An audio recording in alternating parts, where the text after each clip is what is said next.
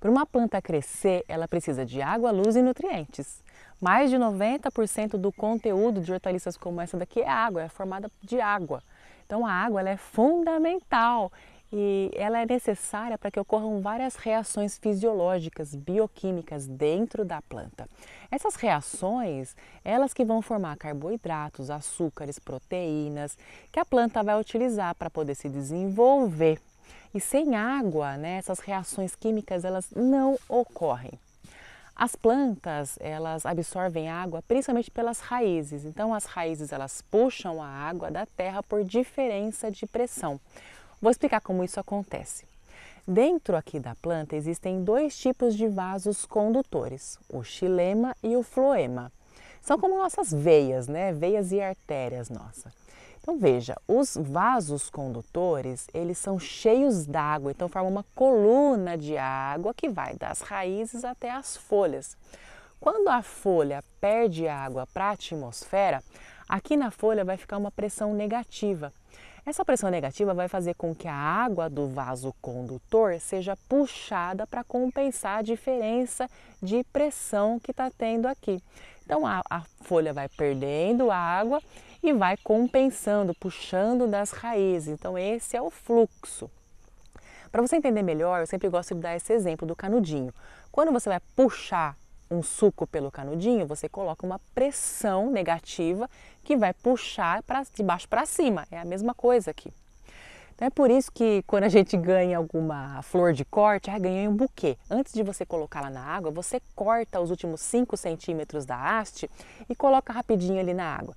Por quê? Quando você corta, você retira possíveis bolhas de ar que tenha formado ali na haste na hora da colheita, que essas bolhas, quando formam, elas quebram essa coluna de água, então a água não consegue subir. Então, se você corta, você tira a bolha, coloca lá e ela vai conseguir absorver melhor, vai ficar muito mais viçosa, né, por mais tempo. E agora que você entendeu como que as plantas absorvem, eu quero explicar um pouco mais sobre os... E agora que você entendeu como que as plantas absorvem a água, eu quero explicar um pouco mais sobre esses vasos condutores, o xilema e o floema. O xilema, ele é o vaso condutor de água e minerais. Então, as plantas, elas extraem a água do solo, junto com essa água vem minerais também, né? Esses minerais são essenciais para que ela se desenvolva, para a nutrição dela. Então, a planta puxa esses minerais, que a gente chama de seiva bruta, água e mineral, vai subindo e vai chegar nas folhas ou nas partes verdes, vai servir de matéria-prima para a planta. Nas folhas ocorre o processo chamado fotossíntese, que é um processo que a planta usa a luz solar, né, como fonte de energia para transformar o CO2, o gás carbônico, em açúcar. Então aqui na folha vai começar a ser produzido açúcares, aminoácidos, então produtos mais elaborados, vai formar aqui uma seiva elaborada, tá? E essa seiva elaborada vai precisar ser redistribuída para toda a planta. E quem redistribui isso é o outro vaso condutor, o floema. O floema vai levar essa seiva elaborada e vai distribuir nas folhas, nos ramos, no caule, nas raízes, para que em cada um desses locais ele forme as proteínas, o óleo, as gorduras, as moléculas mais complexas que precisam ser produzidas para que a planta realmente consiga se desenvolver. E o floema, ele fica na parte mais externa da planta, né? E não sei se vocês já viram, às vezes a pessoa quer matar uma árvore, ela vai e tira aquele anel em volta da árvore. Aquele anel, quando ela tira, ela está rompendo esse fluxo, né, do floema. Então ela tá tirando a seiva elaborada que a planta vai precisar. Então ela acaba morrendo por causa disso. Esse anel de Malpighi leva esse nome porque o Malpighi, né, que usou isso para comprovar que realmente existe, né, essa seiva elaborada que vem pela parte mais externa da planta que vai sendo redistribuída para a formação de outras coisas. Então você veja que a água ela é muito importante, não só para levar os minerais que estão no solo para as raízes, né?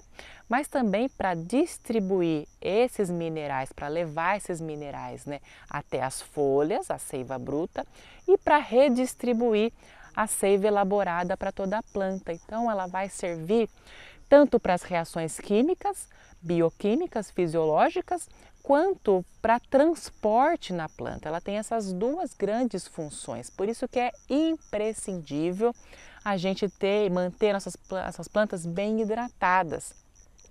E muitas vezes, quando a gente monta uma horta assim, a gente tem que molhar com muita frequência uma horta, porque as hortaliças elas são muito exigentes nisso. E dependendo do seu tipo de solo, do clima, né, da época do ano, da região, igual hoje eu estou aqui no Mato Grosso, hoje fez mais de 45 graus aqui.